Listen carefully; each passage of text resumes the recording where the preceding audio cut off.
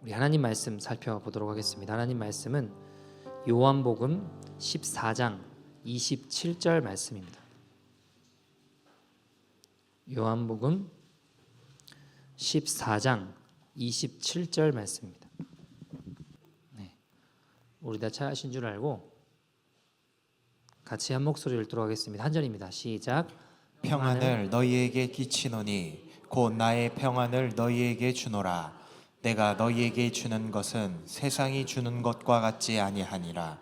너희는 마음에 근심하지도 말고 두려워하지도 말라. 아멘. 하나님의 말씀입니다. 세상이 줄 수 없는 것이란 제목으로 하나님 말씀 좀 나눠보려고 합니다. 저희 교회 어떤 난 아이가 뭐 한 6살, 7살 된 아이가 자기가 가장 좋아하는 보물 1호가 뭐냐면 그 스파이더맨 커스텀이에요. 너무 좋아해요. 이거를 막 아끼고 누가 한번 보여주고 싶어하고 굉장히 사랑하고 좋아하죠. 근데 이 아이가 이 스파이더맨 커스텀 옷을 쓰레기통에 넣었어요. 왜 그랬을까요? 가만히 보니까 내가 하나님보다 이 스파이더맨 커스텀 옷을 더 사랑하는 거예요. 내가 하나님보다 이걸 더 사랑하니까 이건 하나님 기뻐하지 않겠다. 이건 하나님 기뻐하는 거 아니야. 하고 자기 보물 1호를 과감하게 쓰레기통에 던져버렸습니다. 어쩌면 그 6년, 7년 인생의 가장 큰 싸움이 아닐까요? 이 아이가 살아오던 인생의 가장 큰 결단이고 가장 큰 싸움일지도 모르겠습니다. 근데 어쩌면 또 이런 생각이 들어요. 이 아이가 예수님을 사랑하니까 어렵지 않았을 수도 있겠다. 예수님 가장 사랑하기 때문에 어쩌면 그게 막 고민하고 갈등하는 게 아니라 그래, 이거 하나님 기뻐하지 않잖아.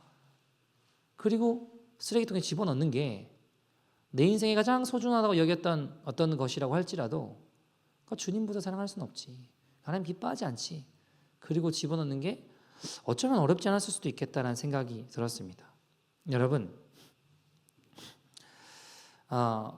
이 아이는 가치관이 변화됐으니까 예수님 사랑하기 때문에 그런 거죠. 근데 이런 생각을 해봐요.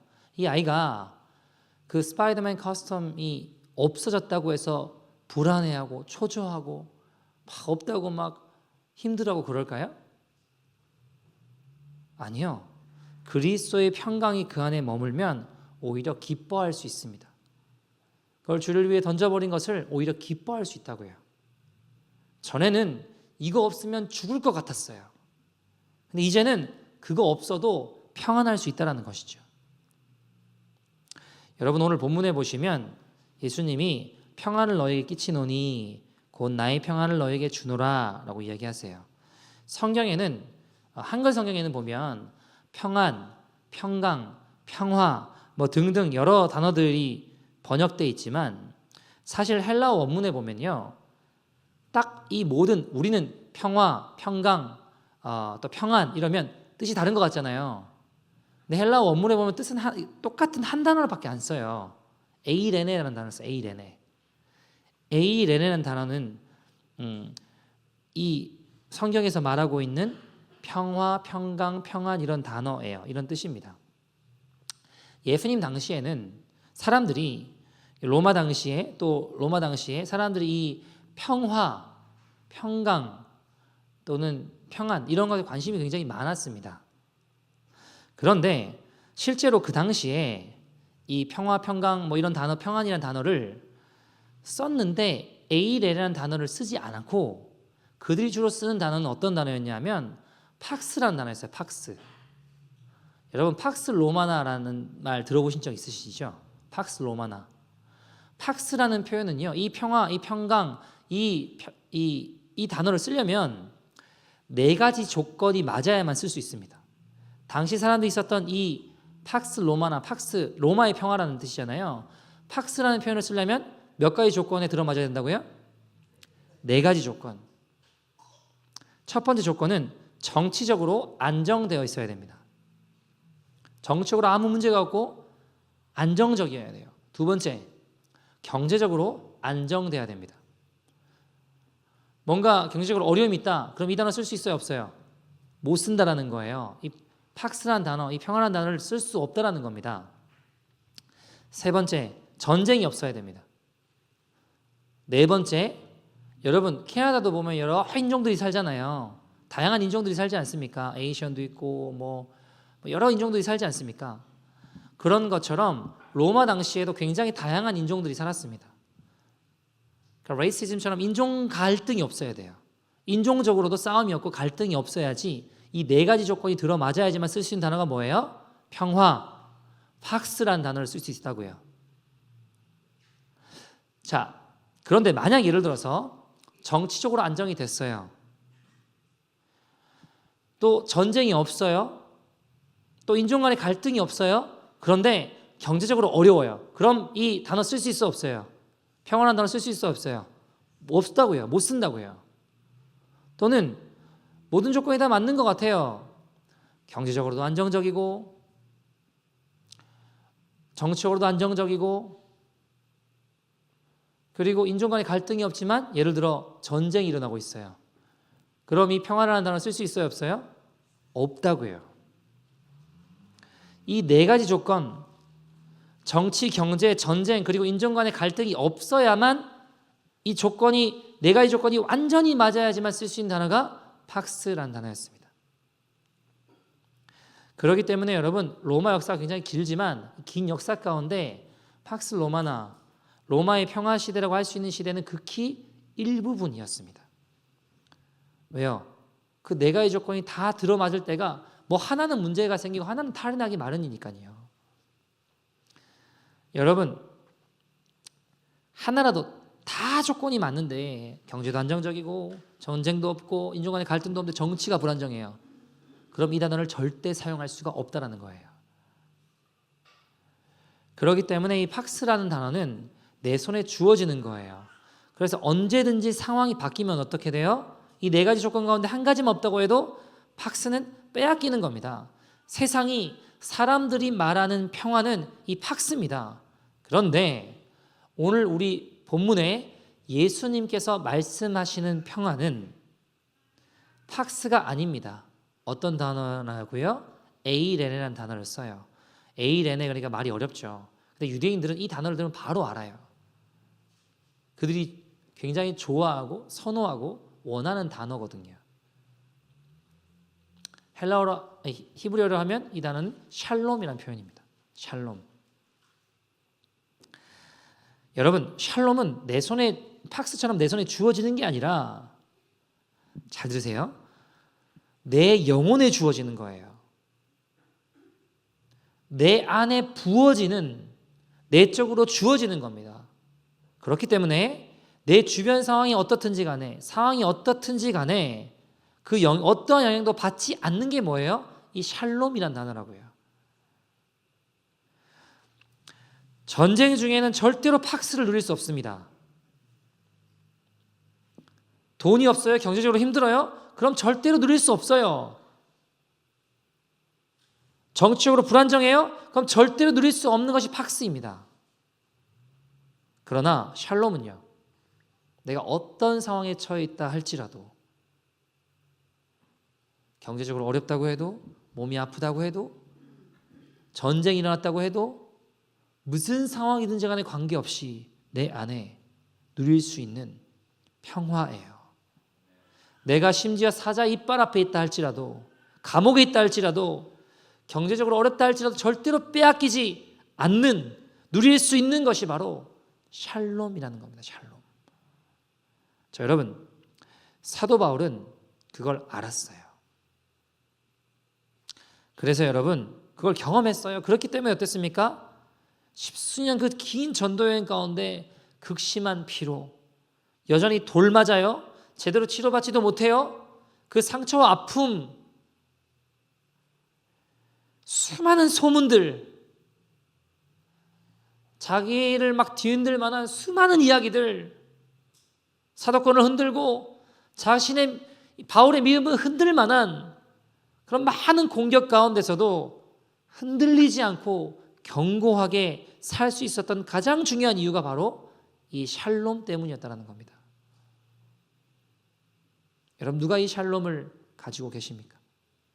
전쟁 중에도 수많은 사람들의 그 비아냥과 조롱과 급변하는 상황 가운데서도 흔들리지 않는 그 샬롬입니다. 여러분, 팍스는 빼앗기는 거예요. 조건이 안 맞으면 빼앗기는 거라고요.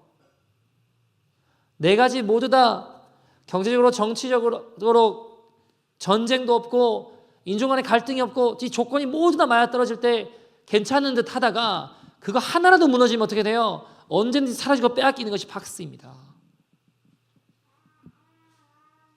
여러분, 그러나 샬롬은 어떤 상황 가운데서도 그 평안과 평안을 누리는 거예요. 하늘로부터 오는 겁니다. 여러분, 이 샬롬을 가진 사람들은 이런 질문을 받아요. 너 어떻게 그런 상황 가운데 평안할 수 있냐? 너 어떻게 이런 상황 가운데 감사할 수 있고 웃을 수 있냐? 답이 뭔지 아세요? 나도 잘 몰라. 나도 잘 몰라. 여러분, 진짜 몰라요. 정말 그 이유를 잘 몰라요. 마땅히 저주해야 돼요? 마땅히 원망해야 돼요? 마땅히 불평해야 돼요? 그런데 아니요. 흔들리지 않아요. 그런데 그 이유를 모르겠어요. 여러분, 하나님 하신 일들은 설명이 안 돼요. 하나님의 일들 특징이 뭔지 아세요? 설명이 안 된다는 거예요. 여러분, 이거 이렇게 돼서 이렇게 돼서 이렇게 하나님 일하셨다고 설명이 되면 내가 이렇게 한 개입이 있잖아요. 이렇게 하면 된다. 내 노력이 있잖아요. 내 의의가 드러나지 않습니까? 정말 하나님이 하시면 설명이 안 돼요. 제가 대학생 때 하나님의 부흥을 맛봤습니다. 근데 어떻게 된 건지 아세요? 몰라요. 설명이 안 돼요. 여러분, 열심히 엎드려서 회개하고 기도했어요. 근데 전국에 열심히 엎드려서 기도한 캠퍼스가 저희 캠퍼스밖에 없겠습니까? 저밖에 없겠냐고 많지 않겠습니까? 열심히 엎드려 회개하고 기도했는데요. 맨날 술판이었어요. 음란과 음주 가무가 나 판을 쳤습니다. 아무리 기도해도 해도 안 되더라고요. 나중에는 제가 옥상에 올라가가지고 왜 나를 여기 보내셨냐고. 그러니까 내가 신학교 간다고 하지 않았냐고. 왜 나를 여기 보내가지고 나를 신학교 내가 간다고 했는데 왜 부르으면 내가 그냥 바로 가는데 왜 여기를 보내가지고 일반대 와가지고 나를 이렇게 힘들게 하냐고 울고불고 해도 여전히 술판에 끌려다녔습니다. 근데 어느 날 보니까요, 놀라운 회개의 부흥과 전도의 열매들이 일어나고 있더라고요. 사람들이 막 엎드려서 일어나지를 못하고 울고 있어요. 고개를 못 들고 막 엎드려서 울고 있는 거예요. 이게 뭔가 말이 안 되는데 하나님 하신 일은 설명이 안 된다니까요. 학과 기도 모임 일어나고 학부 연합 예배 세워지고 학교를 위한 기도 모임 등등 있는 곳마다 회개의 부흥들이 막 일어나는 거예요. 근데 어떻게 됐냐고 저한테 물으면 저도 몰라요. 그거는 이렇게 했고 제가 이렇게 했거든요. 이렇게 하니까 이렇게 됐어요. 그럼 내 노력과 의의가 자랑되어질 수 있는 여지가 있지 않습니까? 그런 게 없어요. 설명이 안 돼요. 그냥 엎드려서 기도했어요. 살려달라고 기도했어요. 근데 하나님 하시니까 설명이 안 된다고요. 여러분, 이 중에 나 정도 되면 하나님이 만나주실만 하니까 나를 만나주셨구나. 그런 분 계세요? 아무도 그런 분 없어요. 진짜 주님을 만난 분들은요, 내가 그래도 이 정도 되니까 하나님, 내가 저런 죄인은 아니니까. 여러분, 그럼 주님 절대 만날 수가 없다고요. 주님을 만난 사람은 세상에서 가장 흉악한 죄인이 누군지를 알아요. 나인지. 여러분, 자격도 없고 죄 많고 하나님 알지 못했던 정말 버리셔도 할 말 없는 죄인들을 주님 찾아오셔서 만나신 거 아닙니까? 왜요? 내가 얼마나 형편없는 죄인인지 알게 하시고 하나님 하신 일이 얼마나 위대하신지 알게 하시려고. 이건 설명이 안 되는 거예요. 여러분, 지난주에 미국의 어떤 교회 집회 갔다 왔는데 예배 끝나고 집회 끝나고 어떤 성도님 막 식사를 했어요. 근데 그분이 그런 이야기를 하시더라고요. 예배 가운데 하나님 깨닫게 해주시고 보여주신 게 있는데 제가 이제 설교 때 하나님 영광 가로채지 말라고. 우리가 말은 그럴싸하지만 사실은 내가 인정받고 싶고 내가 하나님 영광 가로채는 모습이 우리 안에 있지 않냐고 이제 그런 이야기를 나눴었거든요. 근데 이 성도님이 어떤 장면이 떠올랐는데 예배 가운데 그 기독교 실업인 어떤 그 기업인들 모임이 있대요. 거기 있었는데 담당하는 목사님 인격이 참 괴팍하고 하나님 영광을 막 가로채는 게 막 보이더라는 거예요. 저러시면 안 되는데 어떻게 저러나? 어떻게 저럴 수 있나? 근데 그때 딱 예배 가운데 그 장면이 보면서 깨닫게 된 게 뭔지 아세요? 나는 왜 그게 보일까? 저 사람 하나님 영광 가로채고 있는 것 같은데 나는 그게 왜 보일까? 그리고 안에 깨달아지는 게 뭔지 아세요? 내 안에도 같은 죄가 있으니까 보이는구나. 내 안에도 하나님 영광을 가로채고자 하는 그런 사람들은 모르지만 여기 한켠에 하나님 영광 돌려드립니다. 뭐 이런저런 이야기하지만 여기 한켠에 내가 인정받고 내가 하나님 영광을 취하고 싶은 마음이 있으니까 그래서 내 안에도 그런 죄가 있으니까 저 사람의 죄가 보이는 거구나. 그걸 깨달으셨다는 거예요. 여러분 이게 어떻게 깨달아질까요? 설명이 안 돼요. 여러분 사람은요 자기 죄를 잘 못 봐요. 남들은 이런 죄 지었는데 저런 죄 지었는데 막 잘 보고 어떻게 비판하고 하지만 사실 그 죄가 내 안에 있다는 걸 잘 못 본다고요. 그 왜 보일까요? 내 안에도 그 죄가 있으니까 보이는 거예요. 그래서 여러분 사람은 이중적입니다. 자기를 잘 못 보니까. 나는 거짓말을 하면서 남들 거짓말하는 건 얼마나 치를 떠는지 몰라요. 나는 하나님 영광 가로채서 과장하고 있으면서 남들이 하나님의 영광 가로채는 것은 얼마나 분노하고 잘 보는데요. 왜 그런지 아세요? 내 안에 그 죄가 있기 때문에 그래요. 여러분 제가 십자가교회를 목회를 하면서 교회가 성장을 하면서 되게 경계하는 것 중에 하나가 뭐냐면 사람의 의가 드러나지 않는 겁니다. 많은 교회들이 성장하면서 이런저런 일들을 많이 해요. 그러나 기도만 하면 안 된다고 생각하는 건지 모르겠지만 교회가 벌이고 있는 일들을 가만히 들여다보면요. 교회는 성장한다고 하고 여러 가지 일들을 진행하지만 정말 기도해봐 안 된다고 생각하는지 몰라도 세상의 힘과 권력을 통해서 교회의 어떤 일들을 현실화시키려고 합니다. 세상적인 권력과 힘을 통해서 교회가 추진하고 있는 일들을 현실화시켜버려요. 그래놓고 뭐라고 이야기해요? 하나님이 이 일을 이루셨습니다. 이게 맞을까요? 저는 이게 성장하는 교회가 무너지고 어그러지는 첫 출발점이라고 생각합니다. 여러분, 그럼 교회가 점점 어떻게 되는지 아세요? 이렇게 되면 교회가 이 교회에 능력 있는 사람이 누군가, 쓸모 있는 사람이 누군가, 누가 세상적으로 볼 때 좋은 직업을 가졌느냐, 교회가 끊임없이 그런 데만 관심을 가지기 시작하는 거예요. 그러면 그리스도의 평화를 잃어버리게 돼요. 에이레네는 잃어버리게 되고 조건만 찾는 팍스 로마나에만 관심이 있게 된다고요. 이 조건만 맞아야지. 이게 돼. 평화네. 평화가 있어. 괜찮을 거야. 교회가 세상하고 똑같아져 버리게 된다고요. 그렇게 되면. 그게 하나님의 능력을 잃어버리는 길입니다.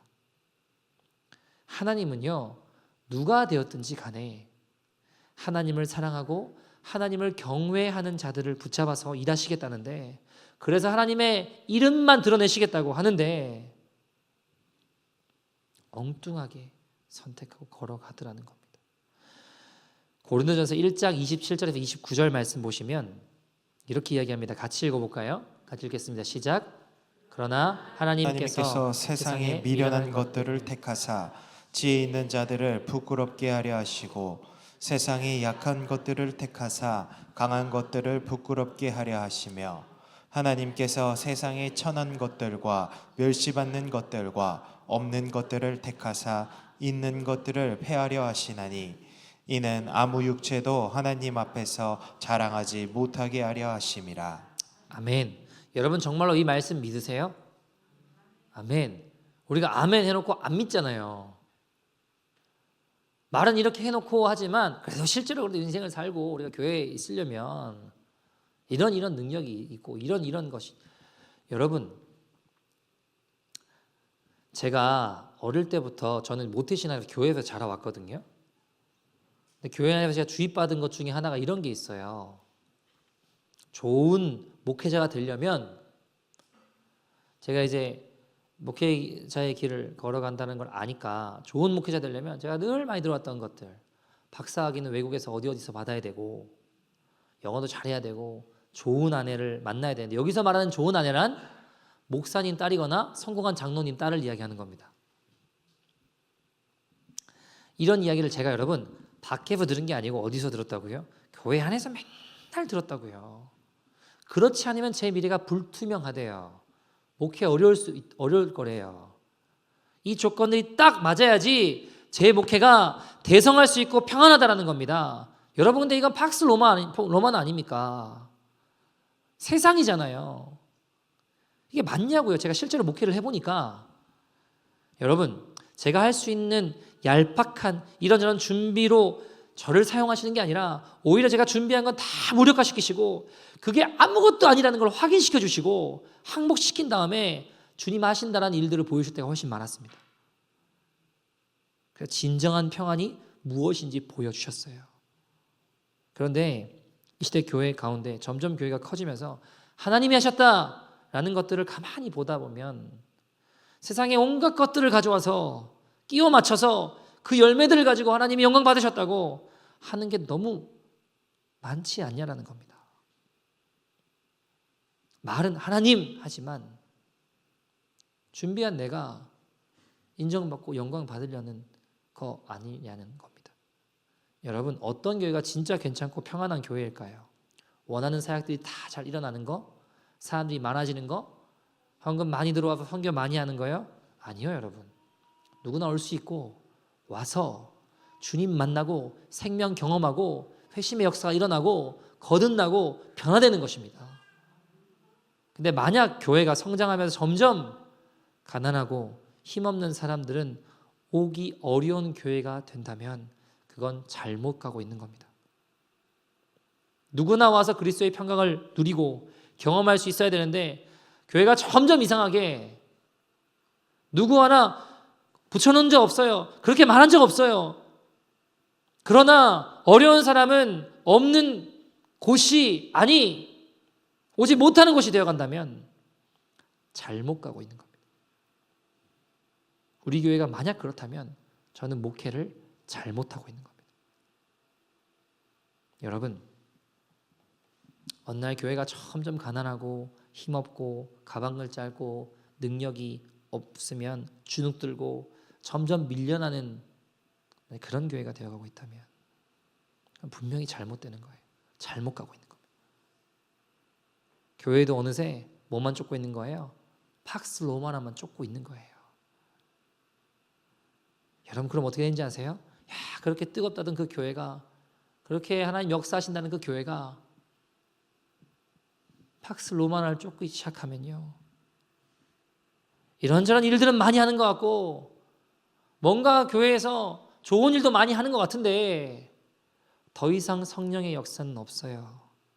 거듭남도 변화도 생명의 역사는 다 사라지고 비참한 교회가 되는 겁니다. 뭔가 하는 일 많아요. 그런데 생명의 역사가 없어요. 여러분, 따지고 보면 그건 교회가 아니고도 할 수 있는 일들이에요. 그런 거 많은 거예요. 여러분, 교회는요 분명히 구제하고 선교도 해야 됩니다. 그러나 그것에 내가 했다, 내가 이런 일을 했어, 사람의 인정과 박수를 받기 시작하면 더 이상 하나님의 역사는 나타나지 않고 사라지고 말 것입니다. 교회가 늘 능력 있고 실력 있는 사람들에게만 관심을 가지고 가난하고 어려운 사람들에게,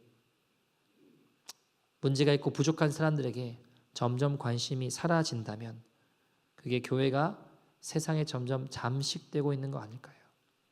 여러분, 저부터도 제 시선이 낮은 곳이 아니라 높은 것을 바라보고 있는 건 아닌가 점점. 그게 버려지는 길인데 겉으로 봐서는 잘 몰라요. 잘 하는 것 같아요.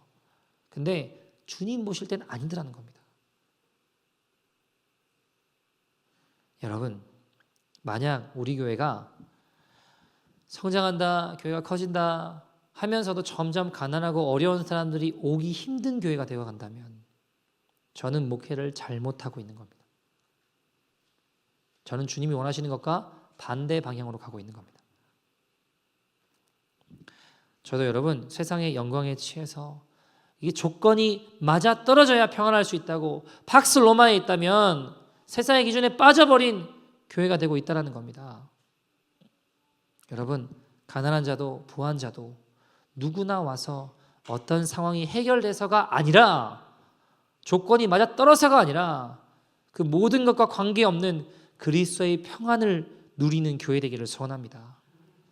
여러분, 그래야 우리 마지막 때 승리할 수 있어요. 환란이 오고 어려움이 왔어요. 경제적으로 어려움이 왔어요. 정치적으로 안정되지 못해요. 내가 원하는 거 이루어지지 않고 뭔가 어려운 일이 생겼어요. 그런다고 언제든지 빼앗길 수 있는 그 팍스 로마나에 우리의 마음과 시선이 가 있다면 우리가 어찌 마지막 때의 환란의 때를 이길 수 있겠습니까? 여러분, 우리가 그리스도의 평안을 누림으로 하나님만이 하셔서 설명이 안 되는, 그래서 주님만 영광 받으시는 인생들 되기를 소원합니다. 모든 사역과 모든 일들이 주님 하셔서 사람의 영광은 지워지고 주님만 기뻐하시는 그 일들을 이루어가는 십자가 교회 되기를 간절히 소원합니다. 어떤 한 성도님이 폐쇄 공포증이 있으셨어요. 그래서 이 창문 없는 곳에 가면 힘들어 하신대요. 근데 교회 왔는데 나가셨어요. 들어오셨다가 처음에 진짜 나가셨어요. 너무 힘들어가지고 막 땀을 흘리시고. 근데 그러던 분이 어느 날 한여름에 에어컨 틀어놨는데 막 땀을 비 오듯이 막 흘리시면서 앉아서 예배를 드리시는 거예요. 주님 도와주세요. 주님 고쳐주세요. 주님 살려주세요. 그리고 그날 이후로 그분은 이곳에서 예배를 드리는데 전혀 문제가 없으셨습니다. 어떻게 된 걸까요? 설명이 안 되잖아요. 그러니까 주님이 하신 거예요. 여러분, 제가 믿어요. 오늘 토론토 십자가교회 성도님들 가운데 분명히 샬롬을 소유하고 계신 분들이 계실 겁니다. 여러분, 흔들리지 않는 겁니다. 그 샬롬을 소유한 사람들. 그런데 참 안타까운 것은 우리들 가운데는 또 팍스를 원해요. 내 기도 제목이 이루어짐으로 말미암아, 내 계좌에 어느 정도 돈이 채워짐으로 말미암아 평안, 팍스. 그러나 오늘 요한복음에서 말하고 있는 예수님이 주시는 평안은 팍스가 아닙니다. 예수님 뭐라고 하셨어요? 내가 주는 평안은 세상이 주는 것과 같대요, 다르대요. 같지 않다, 다르다 하셨습니다. 이 평안을 너희가 가지면, 에이레네, 이 샬롬을 너희가 가지면 두려워하지 마, 걱정하지 마. 주님 말씀하십니다. 너희는 마음에 근심하지도 말고 두려워하지도 말라 하셨습니다.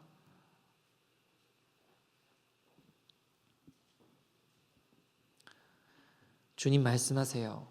내가 너희에게 팍스 같은 거 주고 싶지 않다. 팍스 따위 주려고 내가 온 것이 아니다. 예수님이 주려고 하시는 것은 샬롬입니다. 오늘 우리 필요하신 분 계시지 않으십니까? 저는 너무 필요한데요. 어떤 상황에서도 흔들리지 않는 그 평안함과 그 기쁨과 그 희락과 그 잔잔한 기쁨, 여러분, 그거는요 절대 세상이 줄 수 없습니다. 세상이 만질 수도 없고 흉내 낼 수도 없습니다. 그 샬롬 주시는 주님께 오늘 나가시지 않으시겠습니까? 하나님, 내가 더 이상 이 팍스 로마나 팍스로 만족하고 싶지 않습니다. 내가 정말 샬롬을 가지고 싶습니다. 주님, 너무 힘이 듭니다. 수많은 상황들, 수많은 말들, 내 믿음을 흔들고 내 정체성을 흔들고 심지어 내 생명까지도 죽음까지 생각하게 하는 그 모든 상황 가운데 내가 팍스로 만족할 수 없습니다. 잘 보세요, 여러분. 팍스를 맛보고 팍스를 추구하면 추구할수록 더 불안해집니다. 알아요. 이 상황이 바뀌면 내 평화가 깨진다는 걸 알아요. 해결되면 평안한 것 같지만 그 해결된 상황이 다시 어그러지거나 무너지면 이게 깨진다는 걸 알아요. 그러니까 추구하면 추구할수록 더 불안해져요. 여러분, 아이러니한 게요, 팍스에 목매면 목맬수록 더 불안해져요. 돈이 많으면 평안해질 거야. 근데 여러분 보세요. 중국의 부자들이 굉장히 많아졌습니다. 중국 부자는 정말 말도 안 되게 엄청난 부자라고 해요. 그런데 이상한 게 뭔지 아세요? 부자들이 많아졌어요. 그리고 그들이 한 건 뭐냐면 담벼락을 높이는 겁니다. 경비를 더 세우는 겁니다. 이상하죠? 돈이 그렇게 더 많아졌으면 이제 평안하고 문제가 없고 행복할 것 같은데 더 불안해서 담벼락을 높이는 거예요. 경비를 더 많이 세우는 겁니다. 무슨 말일까요? 더 불안해졌다는 거 아닙니까? 그렇게 원하던 돈이 많아졌는데 하는 거는 불안해서 경비도 세우고 담벼락 높이는 거라니까요. 이게 샬롬은 아니에요. 샬롬이 아니에요. 어떤 상황 가운데서도 그 위로부터 오는, 하나님으로부터 오는 은혜와 평강, 2주 전인가요? 3주 전인가 어떤 성도님이 상담을 하시고 싶다고 하셔서 제가 그분을 만나서 상담을 하게 되었어요. 저에게 오신 지는 제 기억에 맞다면 한 1년이 안 되신 것 같아요. 근데 그분하고 처음 대화를 해봤습니다. 처음 이제 상담하시고 싶다 해가지고 대화를 하게 됐는데 이분 이야기를 들으면서 제가 많이 놀랐어요. 그 하나 깨달았던 게 진짜 예배 능력이 있구나. 예배는 정말 사람을 변화시키는구나. 왜냐하면 이분이 이제 이런 이야기를 해요. 본인은 원래 믿음이 없는 사람이래요. 그래서 교회가 날씨 좀 안 좋으면 오늘 교회 가지 말지 뭐 이런 분이고 교회 오다가 아내랑 막 싸웠어요. 바로 핸들 틀어서 집으로 가는. 아무튼 이런 분이시래요. 전혀 자기 스스로 이야기를 전혀 믿음이 없대요. 어릴 때부터 교회는 다녔지만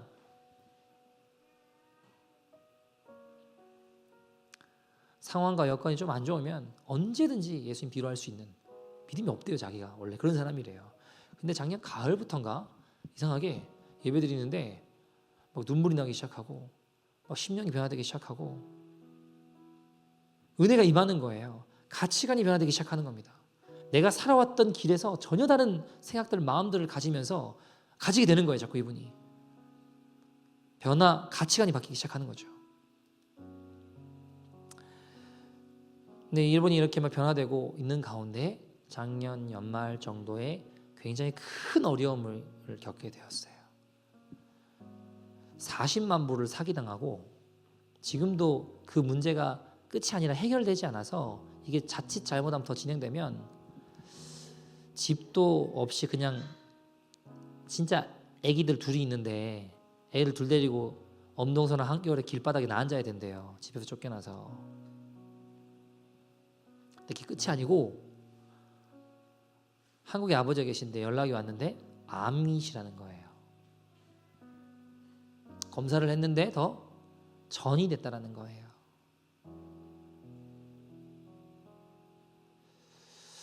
여러분 상황적으로 얼마든지 힘들 수 있는 상황 아닙니까? 이 추운 겨울에 어린 애기 둘 데리고 길바닥에 나앉으면 괜찮다 쉽다 그렇게 말씀하시는 분 계세요? 그분이 그런 이야기를 해요. 내가 40만 불이라는 건 자기가 직장에서 평생을 벌어도 벌 수 없는 돈이라는 거예요. 평생을 모아도 가질 수 없는 돈이라는 거예요. 길바닥에 나앉으면 내가 추위를 맞이하는 건 그래도 괜찮은데 내 새끼들 추위에 떨고 갈 곳 없다고 생각하면 견디기 힘든 거 아닌가요? 근데 이분이 이런 얘기를 해요. 근데 목사님 이상한 게 있어요. 마음이 평안해요. 두렵지가 않아요. 전에 본인 같았으면 그 사기친 사람 어떻게든 잡아서 복수한대요. 어떻게든 죽이고 싶고 어떻게든 복수를 한다는 거예요. 원래 본인 같으면 지금 이런 상황이면 불안하고 아니면 너무너무 화가 나가지고 어쩔 줄 몰라 하면서 걱정하고 두려워하거나 이렇게 살아가는 게 원래 본인 인생이라는 거예요. 근데 여러분 문제가 해결된 게 아니에요. 여전히 똑같은 상황 가운데 있어요. 근데 마음이 너무 평안하대요. 자기가 처음에 이게 너무 이상해서 정신병 걸렸나? 정신과 진료를 받아봐야 되나? 이런 생각도 들더래요. 왜냐면 말이 안 되니까. 그리고 본인이 살아왔던 걸음하고는 너무 생각도 모든 게 가치관이 너무 다 모든 게 바뀌어버리니까 여러분 문제가 해결돼야 평안할 수 있는 건 팍스 로마나 아닙니까? 근데 아무 문제가 해결되지 않았는데 마음이 심령이 평안과 평강이 흐른다는 건 뭐예요? 위로부터 오는 샬롬, 에이레네 예수님 주시는 평안 아닙니까?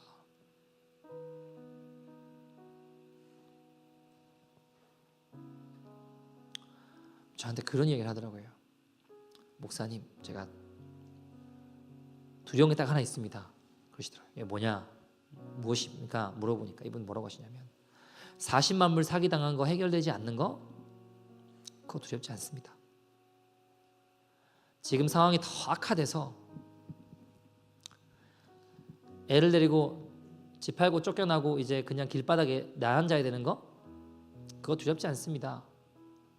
제가 진짜 두려운 건 지금 뭔가 이렇게 형편없는 죄인 가운데 하나님이 뭔가 은혜라는 걸 베풀어 주고 계신 것 같은데 나의 삶을 변화시키시고 예수님을 알게 하시고 이렇게 형편없는 죄인 가운데 하나님이 뭔가 은혜란 걸 베풀고 계신 것 같은데 그게 사라질까 봐 두렵습니다 그러시더라고요. 그게 떠나갈까 봐 두렵습니다 그러시더라고요. 제가 그 얘기 듣고 많이 울었어요. 야, 성도들이 나보다 훨씬 낫다.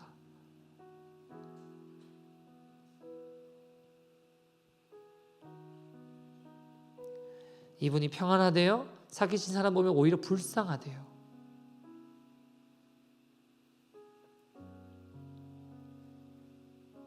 여러분, 우리는요, 이 모든 문제가 해결돼야 평안한 건 세상이 줄 수 있는 팍스 로마는 아닙니까?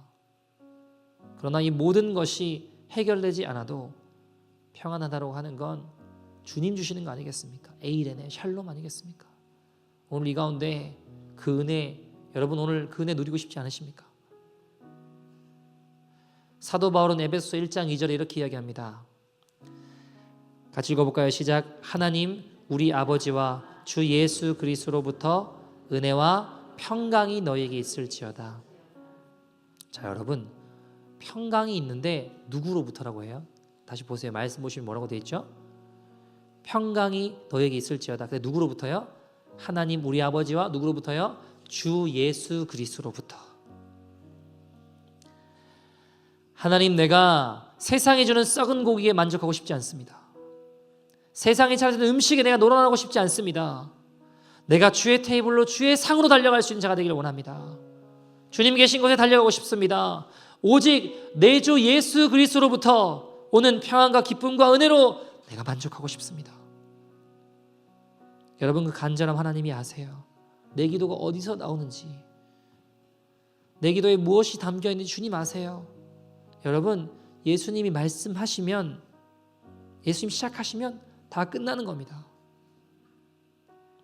오늘 우리 가운데 그렇게 간절히 원하시는 분들 계십니까? 여러분, 말을 많이 해야 될 거라고 생각하지 않으셔도 괜찮습니다. 하나님 아세요. 그분이 살아계세요. 그분은 전지전능하세요. 그분이 우리를 사랑하세요. 우리를 사랑해서 자기 자신의 목숨을 버리신 분이십니다. 뭘 못 주시겠습니까? 주저하지 마십시오. 여러분, 예수님께 가세요. 예수님 우리의 유일한 소망이십니다. 그분이 우리의 유일한 길, 유일한 생명, 유일한 내 소망이십니다. 오늘 같이 한번 기도할 텐데, 주님, 내가 세상이 주는 팍스 로마나의 평안이 아니라 주님 주시는 세상이 줄 수 없는 에이렌의 샬롬의 평안을 허락하여 주시옵소서. 그 은혜의 주인공 되게 하여 주시옵소서. 앞에 성도님 경험한 그 경제적인 어려움이 와도, 사람에게 배신을 당해도, 당장 이 엄돈 선 안에 애들 데리고 길바닥에 나앉는다고 해도 분노하며 복수하겠다, 이게 아니라 불안에 떨며 두려워 어쩔 줄 몰라는 옛 내 모습이 아니라 빼앗길 수 없는 그 그리스도의 평안이 우리에게 임하게 하여 주시옵소서. 넉넉히 이기는 주의 자녀들 되게 하여 주시옵소서. 하나님, 예수의 이름으로, 주님의 평안으로 우리 안에 모든 두려움은 떠나갈지어다. 분노와 불안은 떠나갈지어다. 세상에 줄 수 없는, 빼앗을 수 없는 평안으로 살아가는 천국 백성들이 되게 하여 주시옵소서. 내가 주는 평안은 세상이 주는 것과 다르다. 내가 너에게 평안을 끼친다. 너희는 마음에 근심하지도 말고 두려워하지도 말라 말씀하신 주님 주신 그 평안을 누릴 수 있는 믿음의 인생 될 수 있도록 주여, 내가 예수님께 갑니다. 역사하여 주시옵소서. 우리 다 같이 주의 이름 부르고 통성으로 기도하겠습니다. 주여.